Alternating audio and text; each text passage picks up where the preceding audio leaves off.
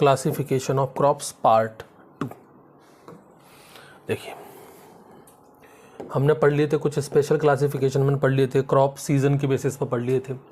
अब कुछ और नए क्लासिफिकेशन हम पढ़े, जैसे कि कार्बन डाइऑक्साइड फिक्सेशन के बेसिस पर, क्लासिफिकेशन ऑफ क्रॉप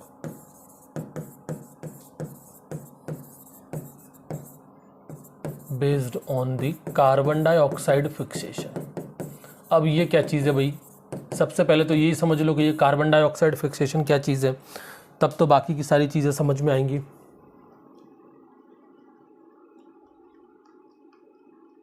क्या दिक्कत है भाई?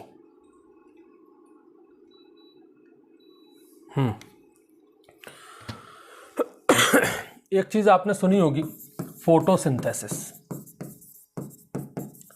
फोटोसिंथेसिस क्या होता है भाई? ये फोटोसिंथेसिस अभी डिटेल में नहीं बताएंगे, मैं आपको एक जनरल इन्फॉर्मेशन दे देता हूँ।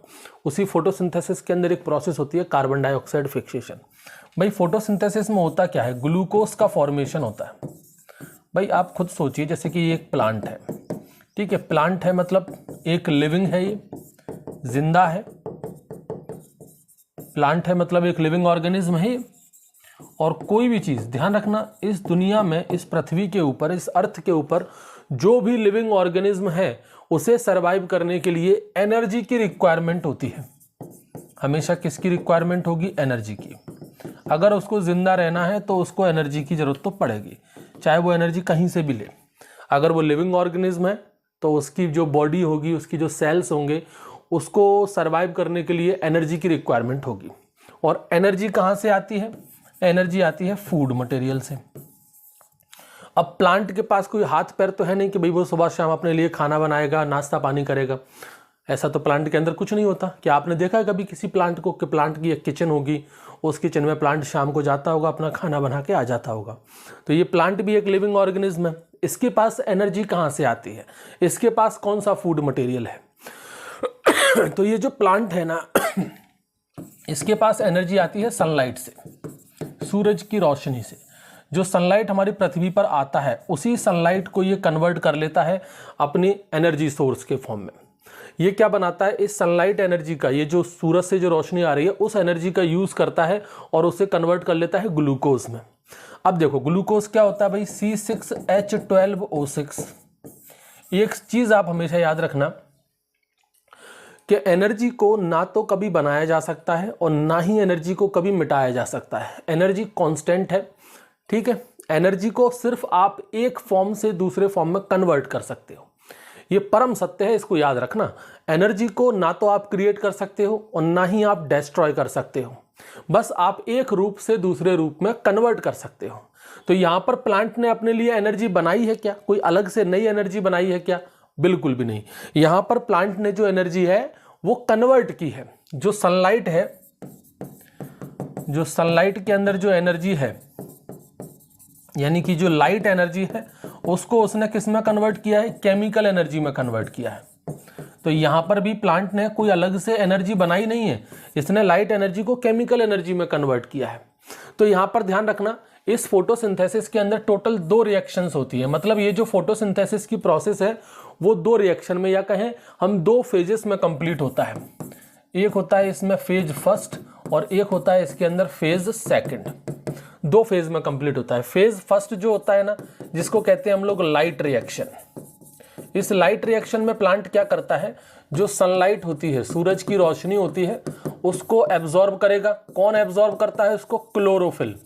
प्लांट के अंदर एक पिगमेंट होता है क्लोरोफिल, वो क्लोरोफिल की मदद से इस सनलाइट को एब्जॉर्ब करेगा और इलेक्ट्रॉन ट्रांसपोर्ट सिस्टम की मदद से, अब इलेक्ट्रॉन ट्रांसपोर्ट सिस्टम क्या है इसके लिए इंतजार कीजिए, फोटोसिंथेसिस आएगा तब डिटेल में बताएंगे। इलेक्ट्रॉन ट्रांसपोर्ट सिस्टम की मदद से इस सनलाइट एनर्जी को कन्वर्ट कर दिया जाएगा किसमें? एटीपी में, एटीपी में और NADPH2 में।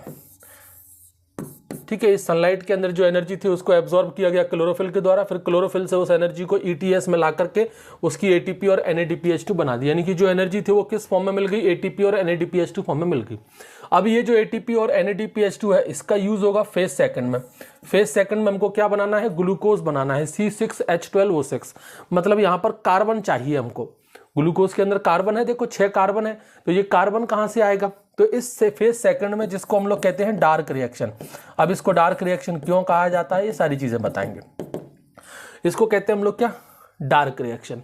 इस डार्क रिएक्शन में कार्बन डाइऑक्साइड का यूज होता है, एटमॉस्फेयर से कार्बन डाइऑक्साइड ली जाती है, इस एनर्जी का यूज किया जाता है और यहां पर बना दिया जाता है ग्लूकोज। और कैसे बनता है ये अभी आप मत सोचिए, बस इतना समझ लीजिए कि भाई डार्क रिएक्शन में कार्बन डाइऑक्साइड को यूज करके इस NADPH2 और ATP का यूज करके हम ग्लूकोज बना देते हैं। तो यहाँ पर कार्बन डाइऑक्साइड को हमने क्या कर दिया, फिक्स कर दिया। इसी को कहते हैं कार्बन डाइऑक्साइड फिक्सेशन। इसको क्या कहा जाता है, कार्बन डाइऑक्साइड फिक्सेशन। अब यहाँ पर एक इंपॉर्टेंट एंजाइम काम करता है, उस एंजाइम को भी थोड़ा सा देख लो। एक एंजाइम होता है रूबिस्को, जिन लोगों ने नाम सुना हो, एंजाइम का नाम क्या है, रूबिस्को। ये जो रूबिस्को एंजाइम है ना, ये हम कह सकते हैं कि एक प्रकार का दोगला एंजाइम है, मतलब 2 तरीके से काम करता है। कहते हैं बिन पैंदी का लोटा है ये। अगर कार्बन डाइऑक्साइड का कंसंट्रेशन ज्यादा होगा, मतलब कार्बन डाइऑक्साइड अगर ज्यादा होगा, तो ये एंजाइम काम करेगा कार्बोक्सिलेज की तरह, तो ये एंजाइम कार्बोक्सिलेज की तरह काम करेगा। और अगर मान लीजिए ऑक्सीजन का कंसंट्रेशन ज्यादा हुआ, तो ये एंजाइम जो है वो ऑक्सीजनेज की तरह काम करता है, दोनों की तरह काम करता है। जिसका कंसंट्रेशन ज्यादा होगा उसकी तरह काम करेगा। अब फोटोसिंथेसिस की डार्क रिएक्शन में क्या होना चाहिए, कार्बन डाइऑक्साइड चाहिए, यानी कि इस रूबिस्को का कार्बोक्सिलेज की तरह काम करना बहुत जरूरी है। तभी तो हम कहते हैं ना कि प्लांट जो होता है वो एटमॉस्फेयर से कार्बन डाइऑक्साइड को ले लेता है और ऑक्सीजन छोड़ देता है। तो वो कार्बन डाइऑक्साइड जो प्लांट ले रहा है वो कहाँ जा रही है, प्लांट के अंदर कहाँ यूज हो रही है, यहीं पर यूज हो रही है, इसी फोटोसिंथेसिस के अंदर। प्लांट क्या करता है, एटमॉस्फेयर से कार्बन डाइऑक्साइड को लेकर के अपने लिए ग्लूकोज बना लेता है। तो यहां पर वो कार्बन डाइऑक्साइड को कब लेगा, तब ये रूबिस्को एंजाइम कार्बोक्सिलेज की तरह काम करेगा, तभी वो कार्बन डाइऑक्साइड को लेगा। कभी कभी ऐसी कंडीशन बन जाती है कि ऑक्सीजन का कंसेंट्रेशन ज्यादा हो जाता है। लीफ जो सरफेस है जहां से कार्बन डाइऑक्साइड ली जा रही है, बेसिकली स्टोमेटा से ली जा रही है, तो स्टोमेटा के चारों तरफ अगर मान लीजिए ऑक्सीजन का कंसेंट्रेशन ज्यादा हुआ, तो फिर ये रूबिस्को एंजाइम कार्बन डाइऑक्साइड को नहीं लेगा, ये किसको ले लेगा, ऑक्सीजन को ले लेगा। तो जब कार्बन डाइऑक्साइड को लेगा ही नहीं तो एंजाइम यहाँ पर ग्लूकोज तो बनेगा नहीं। ऑक्सीजन को ले लेगा ना, तो यहाँ पर एक और नई साइकिल स्टार्ट हो जाती है, जिसको हम कहते हैं फोटो रेस्पिरेशन। जिसको हम लोग क्या कहते हैं, फोटो रेस्पिरेशन। ये फोटो रेस्पिरेशन एक पूरी तरह से वेस्ट प्रोसेस है। कैसी प्रोसेस है, वेस्ट प्रोसेस है। अब यहां पर समझना, अगर मान लीजिए नॉर्मल कंडीशन में क्या होता है कि ये जो रूबिस्को है ये कार्बोक्सिलेज की तरह ही काम करता है, ये कार्बन डाइऑक्साइड को ही लेता है, और जब ये कार्बन डाइऑक्साइड को लेगा तो यहां से एक सबसे पहला प्रोडक्ट बनता है जिसका नाम है PGA, जिसको हम लोग कहते हैं फॉस्फोग्लिसरिक एसिड। PGA को क्या कहते हैं, फॉस्फोग्लिसरिक एसिड। ये जो PGA होता है ना, इसके अंदर 3 कार्बन होते हैं। कितने कार्बन होते हैं इसके अंदर, 3 कार्बन होते हैं। ये नॉर्मल कंडीशन है, ठीक है। जब रूबिस्को कार्बोक्सिलेज की तरह काम करता है, तो ये रूबिस्को जब कार्बोक्सिलेज की तरह काम करेगा तो कार्बन डाइऑक्साइड को एक्सेप्ट करेगा, और यहाँ पर एक डार्क रिएक्शन चालू होगी, जिसमें सबसे पहला प्रोडक्ट कौन सा बनेगा, PGA, जिसको होता है जिसके अंदर 3 कार्बन होते हैं। इसलिए यहाँ पर जो साइकिल चलती है ना, उसको कह देते हैं C3 साइकिल। क्यों कहते हैं C3 साइकिल, क्योंकि यहाँ पर सबसे पहला प्रोडक्ट कौन सा बन रहा है, PGA बन रहा है, फॉस्फोग्लिसरिक एसिड, जिसके अंदर 3 कार्बन है, इसलिए इसको कहते हैं C3 साइकिल। और ये C3 साइकिल जिन प्लांट्स के अंदर होती है उनको कह देते हैं C3 प्लांट। बात समझ में आ गई। ये कार्बन डाइऑक्साइड फिक्सेशन ये वन पढ़ रहे हैं, ठीक है। तो कार्बन डाइऑक्साइड, ऐसा कार्बन डाइऑक्साइड का फिक्सेशन जिसके अंदर सबसे पहला प्रोडक्ट PGA बन रहा हो, जिसमें 3 कार्बन होते हैं, इसलिए उसको C3 साइकिल या C3 प्लांट कहते हैं। अब इन्हीं प्लांट्स के अंदर कभी कभी ऐसा हो जाता है कि भाई ऑक्सीजन कंसेंट्रेशन ज्यादा हो गया तो ये फोटो रेस्पिरेशन होने लगता है।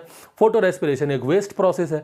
तो बहुत सारे ऐसे प्लांट्स हैं जिन्होंने अपनी मॉर्फोलॉजी में बदलाव कर दिया, ऐसा बदलाव किया कि उससे फोटो रेस्पिरेशन होता ही नहीं है। वहां पर चक्कर घूमकर, जैसे कि अभी डिटेल में हम बिल्कुल नहीं जाएंगे, वहां पर इस फोटो रेस्पिरेशन को अवॉइड करने के लिए कि फोटो रेस्पिरेशन ना हो, उसके लिए एक और एंजाइम पाया जाता है जिसको कहते हैं PEP कार्बोक्सिलेज, जो सिर्फ और सिर्फ कार्बोक्सिलेज की तरह ही काम करेगा, जो सिर्फ और सिर्फ कार्बन डाइऑक्साइड को ही एक्सेप्ट करेगा। तो वहां पर PEP कार्बोक्सिलेज, ऐसे बहुत सारे प्लांट हैं जिसके अंदर फोटो रेस्पिरेशन को रोकने के लिए वहां पर एक नए एंजाइम का कह सकते हैं गठन हुआ है, या एक नया एंजाइम कुदरत ने अपने आप बना करके दिया है उन प्लांट के अंदर। वहां पर वो PEP कार्बोक्सिलेज सिर्फ कार्बन डाइऑक्साइड को ही एक्सेप्ट करता है, और उन प्लांट के अंदर जब पीईपी, जिसको हम लोग पेप्केज एंजाइम भी कहते हैं, पीईपी कार्बोक्सिलेज, ये क्या करेगा, कार्बन डाइऑक्साइड को जोड़ेगा और यहां पर बनाएगा OAA। OAA का मतलब होता है ऑक्जेलो एसिटिक एसिड। ऑक्जेलो एसिटिक एसिड, इसके अंदर 4 कार्बन होते हैं। कितने कार्बन होते हैं? 4 कार्बन। ठीक है, इसलिए इसको कह देते हैं C4 साइकिल। क्या कह देते हैं? C4 cycle. और जिन प्लांट्स के अंदर होता है उन प्लांट को क्या कह दिया जाता है? C4 plant. तो 2 तरह का कार्बन डाइऑक्साइड फिक्सेशन हो गया। एक रूबिस्को के द्वारा होता है, तो उसमें PGA बनेगा, 3 कार्बन वाला कंपाउंड है, इसलिए उसको C3 साइकिल, प्लांट को C3 प्लांट। एक आपका पेप्केज एंजाइम के द्वारा होता है। ये क्यों होता है? ये इसलिए होता है कि अपन को फोटो रेस्पिरेशन को रोकना है। फोटो रेस्पिरेशन को रोकना है तो आपका C4 साइकिल चलेगी, जिसमें सबसे पहला कंपाउंड कौन सा बनता है? OAA, ऑक्जेलो acetic acid. 4 कार्बन होते हैं, इसलिए इसको C4 साइकिल कह देते हैं और उसी प्लांट को C4 प्लांट कह दिया जाता है। बात समझ गए? बस यही है। तो यहां पर कार्बन डाइऑक्साइड फिक्सेशन के बेसिस पर, based on the carbon dioxide fixation, carbon dioxide fixation के बेस पर यहां पर 3 प्रकार के हो गए। एक तो हो गए आपका C3 प्लांट, C3 प्लांट जिनके अंदर C3 साइकिल होती है। एक होता है आपका C4 प्लांट, C4 प्लांट जिनके अंदर C4 साइकिल चलती है। ठीक है, यहाँ पर C4 प्लांट के अंदर जो फोटो रेस्पिरेशन मैंने आपको बताया था वो पूरी तरह से एब्सेंट होता है। फोटो रेस्पिरेशन यहाँ पर होता ही नहीं है। फोटो रेस्पिरेशन चूंकि एक वेस्ट प्रोसेस है, इसके अंदर ATP का नुकसान होता है, इसके अंदर कार्बन का नुकसान होता है, इसलिए C4 प्लांट के अंदर फोटो रेस्पिरेशन होता नहीं। इसलिए तो C4 साइकिल चलाई गई है कुदरत में अपने आप। ये मॉडिफिकेशन उन प्लांट के अंदर हुआ, क्या मॉडिफिकेशन हुआ उसके लिए इंतजार कीजिए। तो एक हो गया C3 प्लांट, क्यों? क्योंकि उसके अंदर C3 साइकिल हो रही है। C3 साइकिल का मतलब क्या है? क्योंकि उसमें जो फर्स्ट कंपाउंड बन रहा है उस साइकिल के अंदर वो है PGA, जो कि 3 कार्बन वाला है। और यहाँ पर C4 साइकिल इसलिए कहते हैं क्योंकि इस साइकिल में जो फर्स्ट कंपाउंड बन रहा है वो ऑक्जेलो एसिटिक एसिड है, जो कि 4 कार्बन वाला है, इसलिए उसको C4 साइकिल कह देते हैं। ऐसे ही एक होता है CAM, CAM, CAM plant. CAM plant ये उन प्लांट्स के अंदर होता है जहां पर स्टोमेटा दिन में बंद रहते हैं और रात को खुलते हैं। तो जब दिन में स्टोमेटा बंद रहेंगे तो कार्बन डाइऑक्साइड तो आने से नहीं रहा, इसलिए वहां पर रात के समय स्टोमेटा खुलते हैं। वहां पर एक नई साइकिल चलती है जिसको कहते हैं क्रेसुलेशन एसिड मेटाबॉलिज्म। इस CAM का मतलब क्या होता है? क्रेसुलेशन एसिड मेटाबॉलिज्म। ये उन प्लांट के अंदर होता है जिनके अंदर स्टोमेटा रात को ओपन होते हैं, जैसे कि आपका एग्जाम्पल में पाइनएप्पल हो गया। ठीक है, बेसिकली इन प्लांट्स के अंदर रात को क्यों होते हैं? क्योंकि दिन में अगर ओपन होंगे तो ट्रांसपायरेशन होगा, तो वाटर लॉस ज़्यादा होगा। तो ये वाटर लॉस को रोकने के लिए इनके अंदर स्टोमेटा जो है वो रात के समय ओपन होते हैं, जिनको हम लोग कहते हैं स्कोटो एक्टिव स्टोमेटा। तो पाइनएप्पल हो गया, अपुंशिया हो गया, एगेव हो गया, ये सब किसके एग्जाम्पल है? आपके कैम प्लांट के। और आपका एक एलॉय हो गया, ग्वारपाटा जिसको हम लोग कहते हैं। ठीक है, अब C3 प्लांट में आ जाओ। C3 प्लांट के एग्जाम्पल में जैसे कि आपका वीट हो गया, राइस हो गया, वीट हो गया, राइस हो गया, और बहुत सारे हैं यहाँ पर। आप इसके याद कर लो C4 प्लांट के, बाकी के जो बचेंगे वो सब C3 हो जाएंगे। C4 प्लांट में एक तो मोस्ट इंपॉर्टेंट याद कर लो, शुगर केन और मेज। ये 2 तो आपको याद रखने ही रखने हैं, दोनों ही मोस्ट इंपॉर्टेंट है। इसलिए मोस्ट इंपॉर्टेंट है कि C4 साइकिल की डिस्कवरी ही सबसे पहली बार शुगर केन और मेज के अंदर की गई थी, इसलिए ये एग्जाम्पल बहुत इंपॉर्टेंट है, शुगर केन और मेज। तो शुगर केन है, मेज है, इसके अलावा अपना और है शोरगम है, पर्ल मिलेट है, ये सब अपने किसके एग्जाम्पल है? C4 प्लांट के एग्जाम्पल है। और C3 में आपके जो भी बचते हैं वो सब आपके किस में आ जाएंगे? C3 में आ जाएंगे। ठीक है, ये तो मैंने अभी कुछ इंपॉर्टेंट एग्जाम्पल बताए, बाकी का जब इन क्रॉप को पढ़ेंगे तब उस टाइम पर एक बार और डिस्कशन हो जाएगा कि भाई वो कौन सा प्लांट है। तो कार्बन डाइऑक्साइड फिक्सेशन के बेसिस पर ये 3 तरह के हो गए, C3 प्लांट, C4 प्लांट और कैम प्लांट। आई थिंक आप लोग समझ गए होंगे, क्योंकि वो फोटोसिंथेसिस वाला जो चक्कर है वो इतनी आसानी से समझ नहीं आएगा। तो अभी जितना आपको समझ में आ गया बस उतना ही रखें, ज़्यादा अंदर से जो उत्सुकता है कि सर ये चीज़ कैसे, वो चीज़ कैसे, उसको भी दबा करके रखें। वो चीज़ हम लोग जब फोटोसिंथेसिस कवर करेंगे तब पढ़ लेंगे, क्योंकि फोटोसिंथेसिस एक बहुत बड़ा टॉपिक है, वो इतनी आसानी से कवर नहीं होगा। कम से कम 7-8 लेक्चर अकेले फोटोसिंथेसिस को समझने में लग जाएंगे। तो इतनी बातें अभी के लिए याद रखें। तो ये हो गया अपना कार्बन डाइऑक्साइड फिक्सेशन के बेसिस पर। नेक्स्ट है अपना mode of pollination. Classification of crop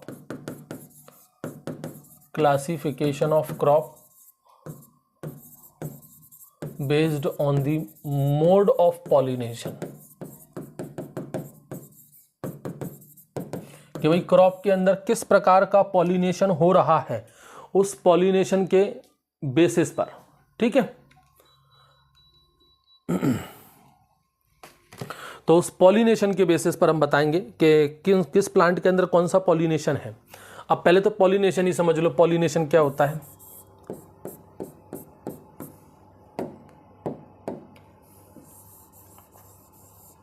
एक प्लांट हम लोग यहां बना लेते हैं, एक प्लांट हम लोग डिटेल में नहीं जाएंगे, मैं सिर्फ आपको ऊपर ऊपर की नॉलेज दूंगा पॉलिनेशन को लेकर के।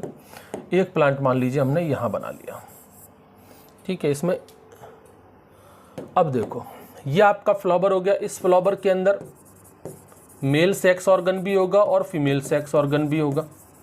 ऐसे ही इसके अंदर भी मेल सेक्स ऑर्गन होगा और फीमेल सेक्स ऑर्गन होगा। और ऐसा भी हो सकता है कि भाई इसके अंदर सिर्फ मेल ही हो और सिर्फ फीमेल ही हो, ऐसा भी हो सकता है। ऐसा ही यहाँ पर भी हो सकता है कि भाई ये जो फ्लावर है उसके अंदर सिर्फ मेल सेक्स ऑर्गन ही हो, फीमेल ना हो, या फिर सिर्फ फीमेल सेक्स ऑर्गन हो, मेल ना हो। तो कोई भी कंडीशन बन सकती है। तो अपन तो नॉर्मल एक जनरल कंडीशन है उसको देखो, ए और B.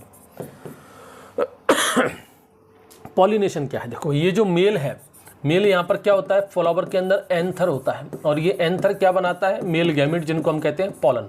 Actually pollen male gamete नहीं होते, पॉलन के अंदर भी न्यूक्लियस होते हैं, पर वो मेल गैमेट बनाते हैं। लेकिन मोटा मोटी आप समझिए कि पॉलन ही क्या है, मेल गैमेट है। ठीक है, और ये फीमेल है। इस फीमेल के पास होता है आपका, यहाँ पर मैं फीमेल का एक डायग्राम बना दूँ। ये आपका फीमेल कुछ इस तरीके का रहेगा, जैसे कि मान लीजिए ये फ्लावर ही है, तो इस फ्लावर को हम बना देते हैं, ये रहा।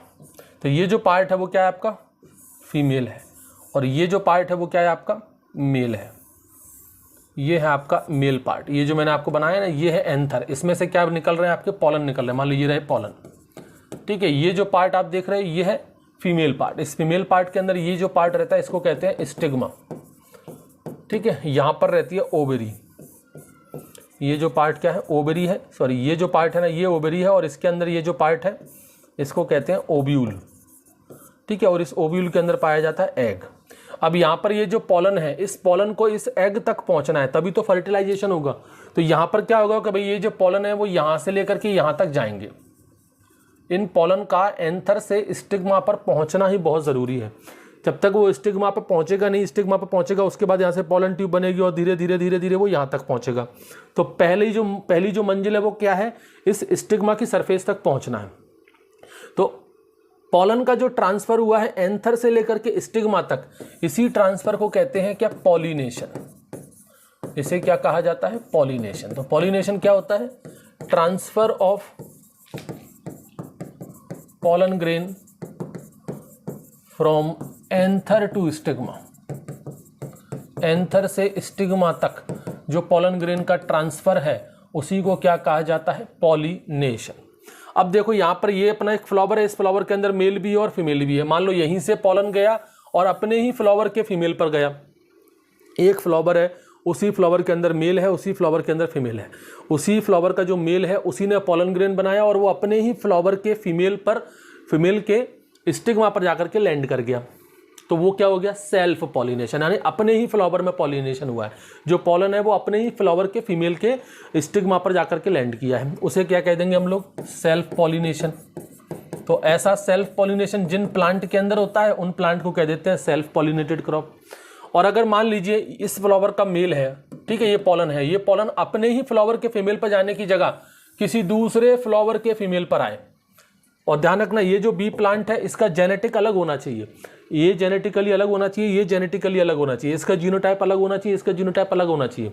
तो इसका जीनोटाइप अलग है, इसका पॉलन ग्रेन अब किसी दूसरे प्लांट के फीमेल पर उसकी स्टिग्मा पर लैंड कर गया, तो इस तरह की उसको कहेंगे क्या, क्रॉस पॉलिनेशन।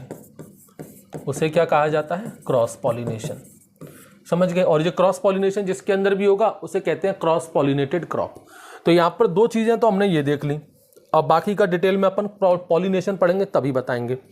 तो एक तो हो गया क्या, सेल्फ पॉलिनेशन, एक हो गया क्रॉस पॉलिनेशन।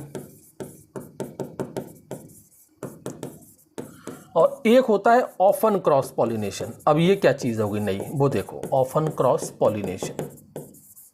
एक होता है ऑफन क्रॉस पॉलिनेशन। अब देखो, जो अपनी सेल्फ पॉलिनेशन वाली है, या जिसको अपन कहें सेल्फ पॉलिनेटेड क्रॉप, ऐसी क्रॉप जिनके अंदर 95% से ज्यादा क्या होता है, सेल्फ पॉलिनेशन ही होता है। ऐसी क्रॉप जिनके अंदर 95% से ज्यादा आपका सेल्फ पॉलिनेशन हो, उन क्रॉप को कहा जाता है क्या, self pollinated crop. Self pollinated crop, ठीक है। यानी कि जो सेल्फ पॉलिनेटेड क्रॉप है उनके अंदर 5% तक चांस है कि क्रॉस पॉलिनेशन भी हो जाए। यानी कि सेल्फ के अंदर जो सेल्फ पॉलिनेटेड क्रॉप है उनके अंदर क्रॉस पॉलिनेशन भी हो सकता है, लेकिन सिर्फ 5% तक। बाकी का 95% या उससे ज्यादा चांस हमेशा सेल्फ पॉलिनेशन के ही बनेंगे, तो वो सेल्फ पॉलिनेटेड क्रॉप होगी। क्रॉस पॉलिनेटेड क्रॉप, इसके अंदर ऐसी क्रॉप है जिसमें 100% क्रॉस पॉलिनेशन ही होता है। जिनके अंदर 100% क्रॉस पॉलिनेशन ही होता है, तो वो तो क्रॉस पॉलिनेटेड क्रॉप हो गई। वो कैसी हो गई आपकी, क्रॉस पॉलिनेटेड क्रॉप हो गई, उनको कह देते हैं क्रॉस पॉलिनेटेड क्रॉप। अब कुछ क्रॉप जो है वो इन दोनों के बीच के इंटरमीडिएट हैं। जैसे कि मान लीजिए कोई ये क्रॉप है, सेल्फ पॉलिनेटेड क्रॉप है, ठीक है, सेल्फ पॉलिनेटेड क्रॉप है। अब सेल्फ पॉलिनेटेड क्रॉप के बारे में मैंने क्या बताया भाई, सेल्फ पॉलिनेटेड क्रॉप मतलब इसके अंदर चांस है कि 95% से ज्यादा तो इसके अंदर सेल्फ पॉलिनेशन ही होगा, केवल 5% चांस है कि भाई क्रॉस पॉलिनेशन हो जाए। अगर मैं इस 5% चांस को बढ़ा करके 30% तक कर दूं, अगर मैं इस 5% चांस को बढ़ा करके 30% तक कर दूं, यानी कि ऐसी सेल्फ पॉलिनेटेड क्रॉप या कोई भी ऐसी क्रॉप, अब यहां पर सेल्फ को हटा दें अपन, कोई भी ऐसी क्रॉप जिसके अंदर आपका जो क्रॉस पॉलिनेशन है उसका चांस 5 से लेकर के 30% तक है, 5 से लेकर के 30% के बीच में है। हमने क्या कहा, अगर 5% से कम क्रॉस पॉलिनेशन होगा तभी उसको सेल्फ पॉलिनेशन कहा जाएगा। 5% से जैसे ही ऊपर गया क्रॉस पॉलिनेशन, अगर 5% से कम हुआ तभी कहा जाएगा उसको सेल्फ पॉलिनेटेड क्रॉप। 5% से जैसे ही ऊपर गया फिर वो सेल्फ नहीं रह पाएगी और उसको क्रॉस भी नहीं कह सकते, तो फिर उसको क्या कहें, उसको कह देते हैं ऑफन क्रॉस पॉलिनेटेड क्रॉप। उसको क्या कह देते हैं, ऑफन क्रॉस पॉलिनेटेड क्रॉप। मतलब ये ऐसी क्रॉप है, ऑफन क्रॉस पॉलिनेटेड क्रॉप मतलब ये यूजुअली आपकी सेल्फ पॉलिनेटेड क्रॉप ही होती हैं, ये यूजुअली सेल्फ पॉलिनेटेड क्रॉप ही होती हैं।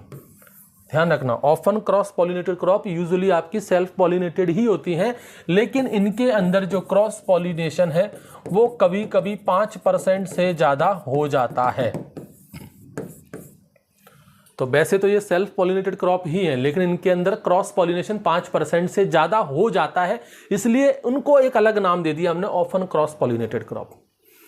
ये है आपके मोड ऑफ पॉलिनेशन के बेसिस पर 3 तरह की crop, self pollinated crop, cross pollinated crop और ऑफन क्रॉस पॉलिनेटेड क्रॉप। इनके एग्जाम्पल देख लो भाई।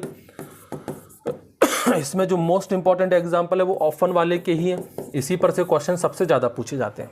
तो पहले ऑफन वाले का मैं बता देता हूं। ऑफन वाले के कौन कौन से हैं, ये तो पूरा खिचड़ी हो गया, इधर अगली वाली स्लाइड में लिख लेते हैं। Self pollinated crop, cross pollinated crop,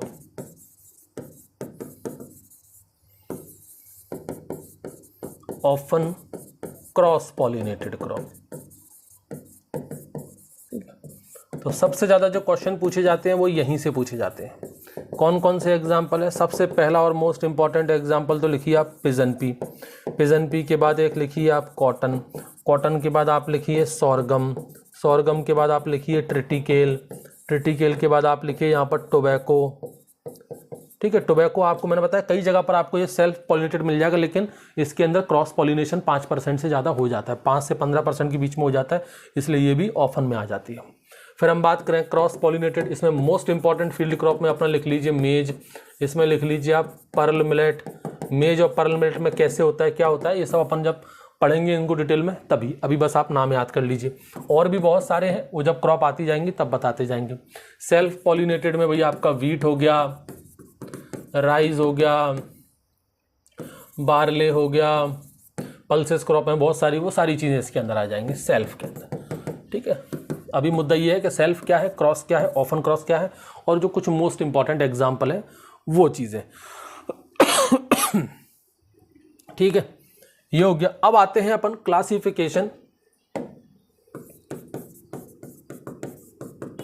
classification of crop.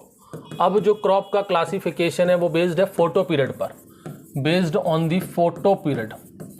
अब ये फोटो पीरियड नई एक चीज आ गई। अब ये फोटो पीरियड क्या है पहले तो ये समझ लो। देखो ये जो फोटो पीरियड शब्द है, फोटो पीरियड, ये शब्द रिलेट करता है सीधे सीधे फ्लॉवरिंग से। किससे रिलेट करता है? फ्लॉवरिंग से रिलेट करता है। फोटो पीरियड का मतलब होता है, सिंपल सी बात है, duration of light. Duration of light, तो भाई ये जो लाइट का ड्यूरेशन है, जब ये ड्यूरेशन ऑफ लाइट अफेक्ट करता है किसको? Affect the flowering of plant, plant की फ्लॉवरिंग को अफेक्ट करता है, तो उस फिनोमेना को कह देते हैं फोटो पेरियोडिज्म। क्या कह देते हैं उसको? फोटो पेरियोडिज्म।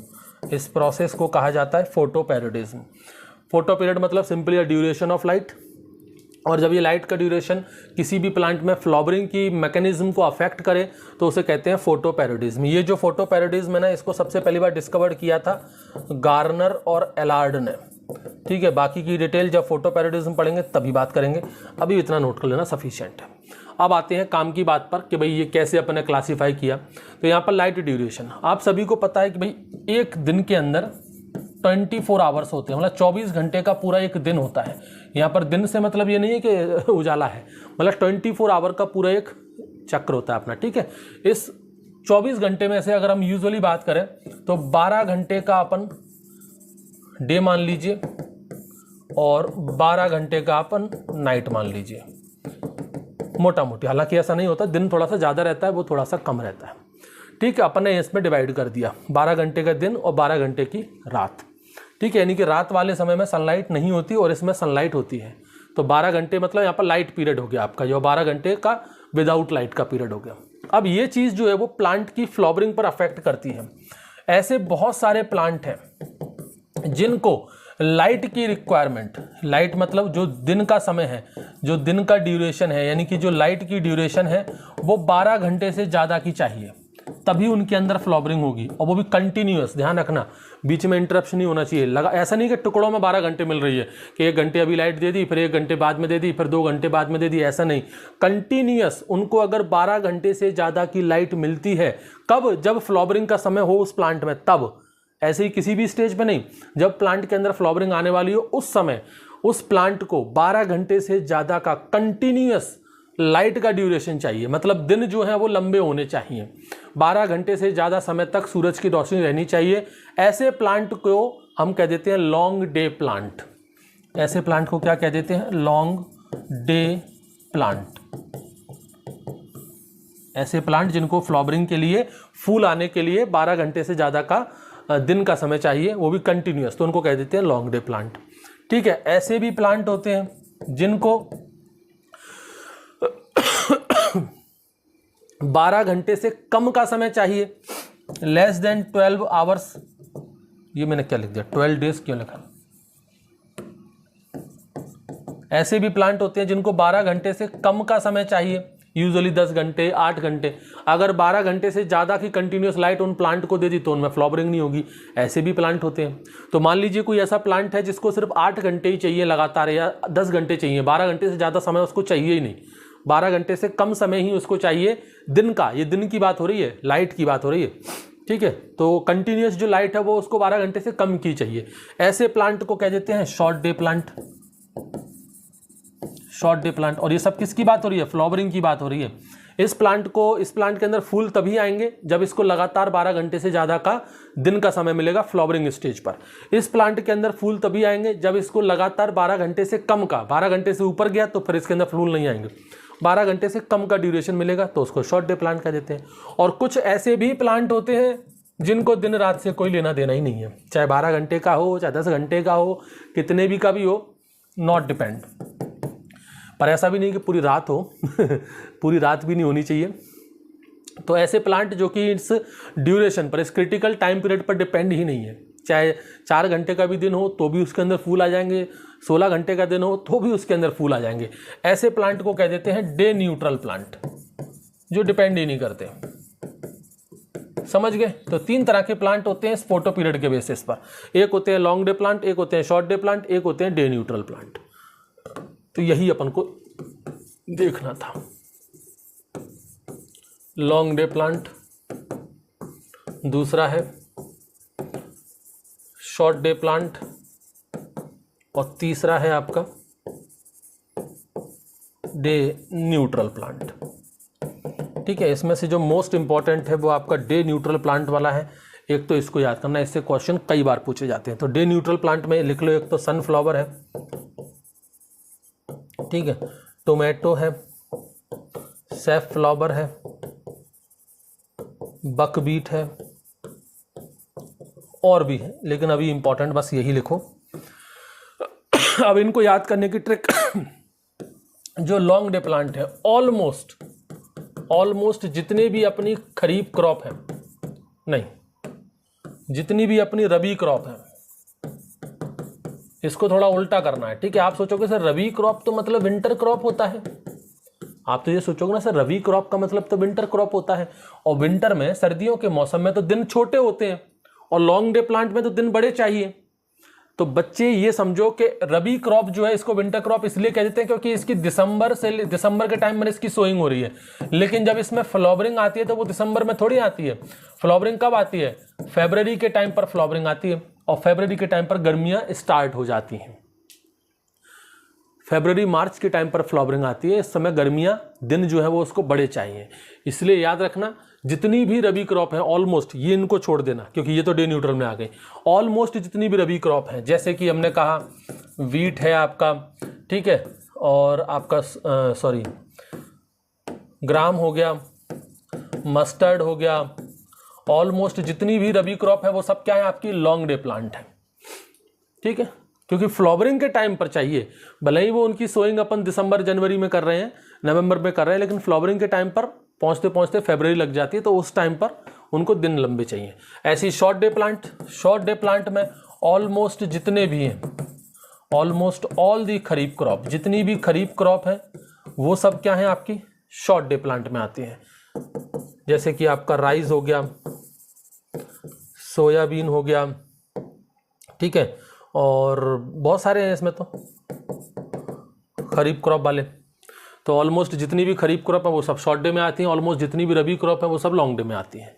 तो इस चीज़ को थोड़ा याद रखना, लॉन्ग डे, शॉर्ट डे और डे न्यूट्रल। यहाँ पर बहुत सारे बच्चे अपने तर्क लगा सकते हैं, और यहाँ पर खरीफ क्रॉप में भी बहुत सारे बच्चे तर्क लगा सकते हैं। चलो खरीफ क्रॉप में तो ये है कि भाई हमने जून के अंदर या जुलाई के अंदर हमने सोइंग कर दी, लेकिन जब उसके अंदर फ्लावरिंग आएगी तो फ्लावरिंग आते आते अक्टूबर पहुँच जाता है। बहुत से बच्चे कहेंगे सर नहीं, हम तो सितंबर के महीने में ही फ्लावरिंग आ गई थी, तो क्या? तो ऐसे करने से कि आ गई थी तो क्या, उससे कुछ नहीं होता। एग्जाम पॉइंट ऑफ व्यू से आपको यही याद रखना पड़ेगा, जो कंसेप्चुअल चीज़ है उसी के अकॉर्डिंग चलना पड़ेगा। और एक चीज़ आपको बता दूं, एग्रीकल्चर में ऑन फील्ड और ऑन बुक बहुत अंतर हो जाता है। इस चीज़ को भी आप ध्यान रखना। हम जो चीज़ किताबों में पढ़ रहे हैं ज़रूरी नहीं है कि वो चीज़ हमको फील्ड पर भी वैसी ही दिखे, हो सकता है फील्ड में आकर कुछ चीज़ें बदल जाएं। तो ये जो कंसेप्ट है ना, वो ऑन बुक है और ऑन फील्ड पर तभी है जब वो चीज़ें एक्यूरेट मेजरमेंट में चलें। और आपको पता ही है कि अपने यहाँ पर ऑन फील्ड एक्यूरेसी कभी भी नहीं होती, क्योंकि मौसम जो रहता है वो कभी एक्यूरेट नहीं होता। हमारे हिसाब से तो मौसम नहीं चलेगा। हमने तो भाई अगर हम ऑन बुक के हिसाब से चले तो भाई अपना पता है कि भाई इस तारीख को हमें सोइंग कर देनी चाहिए, तो क्या एक्चुअल में ऑन फील्ड उसी तारीख को सोइंग होती है? क्या नहीं होती। सारी चीज़ें मौसम पर डिपेंड करती है, तो आगे पीछे हमेशा होता ही है। इसलिए ऑन फील्ड और ऑन बुक, किताबों में कुछ और लिखा होता है, फील्ड पर करने जाओ तो कुछ और ही मिलता है। तो इस बात को हमेशा ध्यान रखना। अभी आप लोग ऑन बुक जो किताबों में लिखा है उस पर थोड़ा सा फोकस करें, और जो किताबों में लिखी हुई चीज़ें हैं उसको प्रैक्टिकल से कोरिलेट करें। हो सकता है किताबों में जो चीज़ लिखी है वो ऑन फील्ड पर जो चीज़ हो रही है उससे डायरेक्टली एग्जैक्टली मैच नहीं करें। ऐसा बिल्कुल होता है कि हम पढ़ के कुछ और गए थे, फील्ड पे कुछ और ही हो रहा है। जैसे यहाँ पर बच्चों को बहुत कन्फ्यूजन होता है कि सर रबी क्रॉप कैसे लॉन्ग डे प्लांट हो सकती है, खरीफ क्रॉप कैसे शॉर्ट डे प्लांट हो सकती है, लेकिन होती है। और उसका रीज़न यही है कि फ्लावरिंग जो है, जब फ्लावरिंग आती है तो वो बाद में आती है, और इसमें भी जब फ्लावरिंग आती है तो वो अक्टूबर के टाइम तक पहुंचती है। ठीक है, इस बात को समझना आप अच्छे से। तो ये हो गया अपना। और कौन सा है भाई, अब आ जाओ कुछ एक मिनट, अब अपने कुछ और इंपॉर्टेंट है स्पेशल पर्पस के। अब क्लासिफिकेशन ऑफ क्रॉप पढ़ेंगे अपन, जो बेस्ड है on the special purpose, based on the special purpose. कुछ स्पेशल पर्पस से भी बेस्ड है, उनको भी पढ़ लेते हैं। जैसे कि सबसे पहला है आपका एरेबल क्रॉप। एरेबल क्रॉप मतलब वह जितनी भी क्रॉप जिनको प्लाउ की हुई जमीनों के अंदर सोइंग की जाती है, उनकी खेती की जाती हो। The crop cultivated in ploughed land.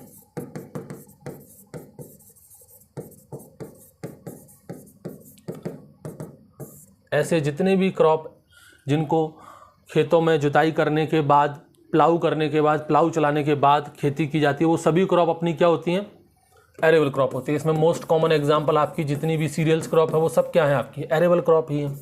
Arable के बाद फिर एक होती है आपकी एरोमेटिक क्रॉप। एरोमेटिक क्रॉप मतलब ऐसी सभी क्रॉप जिनके अंदर खुशबू आती हो, फ्लेवर के लिए यूज़ की जाती हैं। Crop for the aroma and flavour.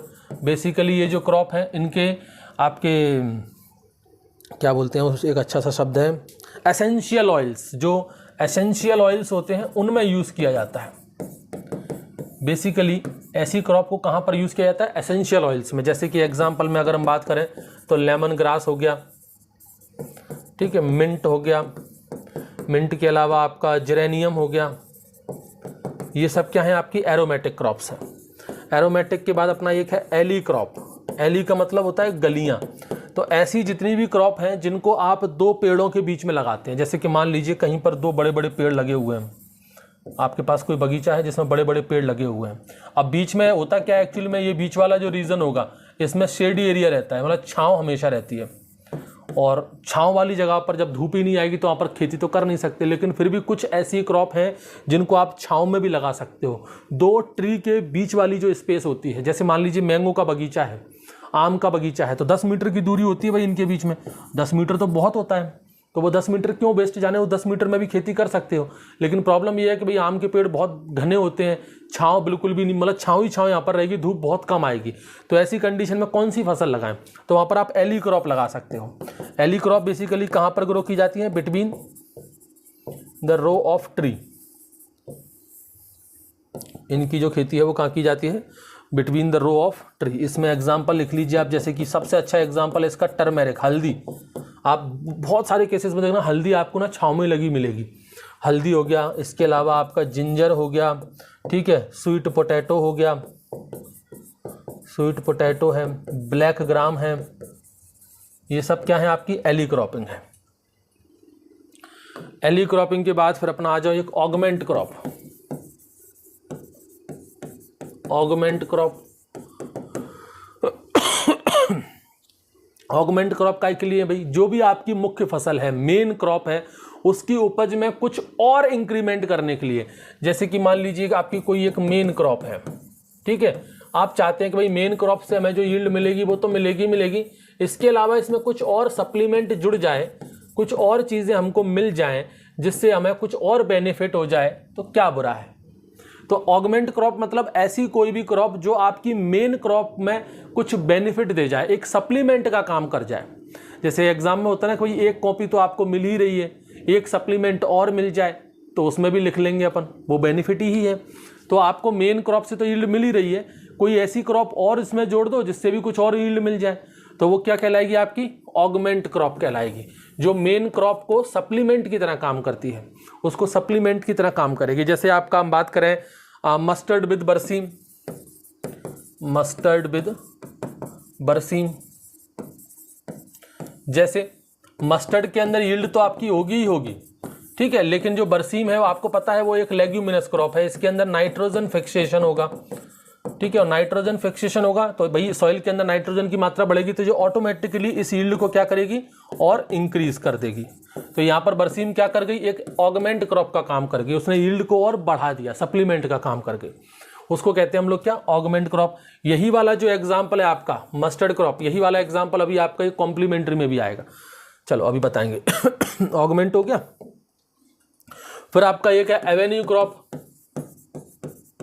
Avenue crop, Avenue crop का मतलब होता है जो बेसिकली अपने खेतों के, जैसे हमारे जो फार्म, जैसे मान लीजिए अपना फार्म हो गया ये, ठीक है, यहाँ से कोई रोड जा रही है, ठीक है, अब इस रोड से कोई जानवर इसके अंदर ना चला जाए, ठीक है, तो उसके लिए एक तरह से हम इसकी फेंसिंग जो हम करते हैं, जैसे मान लीजिए यहाँ पर मैंने कुछ प्लांट लगा दिए, सड़क किनारे कुछ प्लांट लगा दिए, फेंसिंग कर दी, ये हमने फेंसिंग कर दी।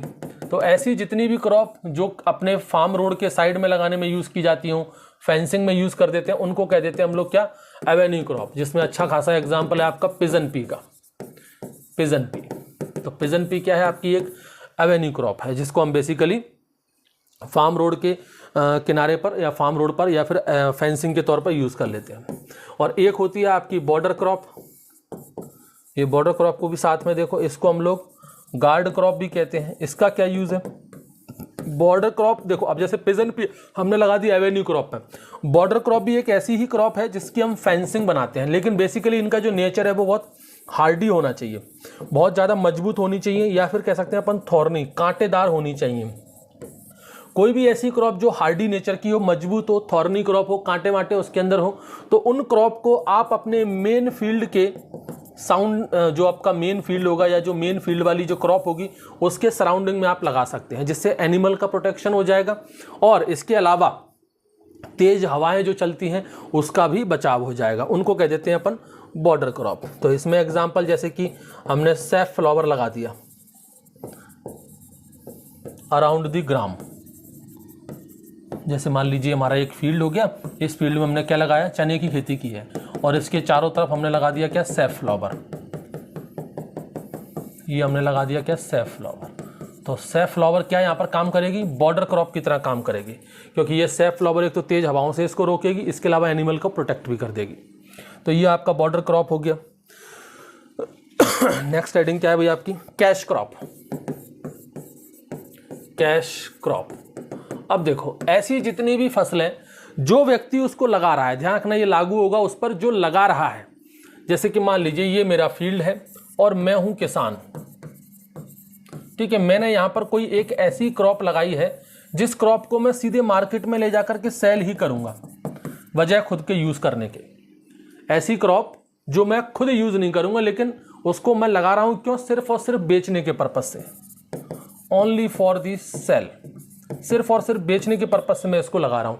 ऐसी बहुत सारी क्रॉप है, जैसे कि शुगर केन हो गया।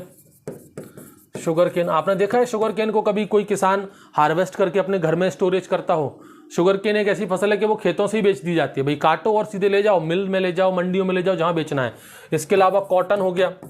कॉटन आपने देखा कि भाई कोई किसान कॉटन काट के अपने घर ले जा रहा है, सीधे मार्केट ले जाओ। हालांकि कॉटन का यूज है इंसानों के लिए, लेकिन वो फार्मर यूज नहीं कर रहा है, वो सिर्फ लगा रहा है क्यों, मार्केट में बेचने के पर्पज से। इसके अलावा जूट हो गया। जूट कभी देखा है किसान ने काट के अपने घर लाके सीधे मार्केट ले जाओ, इसको बेचो, और घर आके रख भी लेगा तो 1-2 दिन के लिए टेम्परेरी तौर पर स्टोरेज करेगा, लेकिन खुद यूज उसका नहीं करेगा। जैसे टोबैको हो गया। तो ये सभी फसलें क्या है भाई, किसान इनका खुद यूज नहीं करता, सिर्फ और सिर्फ बेचने के पर्पज से। जितनी भी उसने कल्टीवेशन किया उसको 100% उसको बेचना ही है, वो बेच ही देता है उसको। ऐसी सभी क्रॉप को कहा जाती है क्या, कैश क्रॉप। कैश के बाद फिर अपना आ जाओ कैच क्रॉप। कैच क्रॉप इसी को हम लोग कहते हैं एक कॉन्टिंजेंट क्रॉप। कॉन्टिंजेंट क्रॉप ये क्या होता है भाई, इसको देखो मान लीजिए ये खरीफ सीजन है, खरीफ के बाद फिर अपना आएगा क्या, रवि सीजन, रवि के बाद फिर अपना आएगा क्या, जायद।